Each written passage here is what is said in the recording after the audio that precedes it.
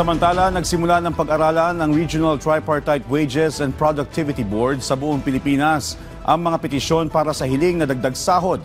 Sinabi yan ng Malacanang sa harap ng hiling na aumento sa sahod ng isang labor group na gawing urgent ang panukalang batas na naglalayong itaas ang sahod ng mga manggagawa ng hindi bababa sa 200 piso. Ayon sa palasyo, masusing pinag-aaralan ang mga petisyon at kinakailangan tignan ang mga employer at mga empleyado. Sa ngayon, tiwala ang palasyo na matutugunan ng Tripartite Wages and Productivity Board ang issue.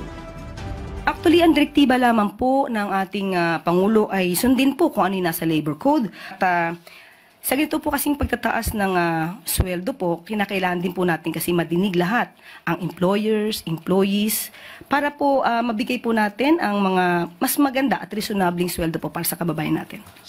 Yan po ay ngayon po ay pending po, kung di ako nagkakamali, sa Kongreso.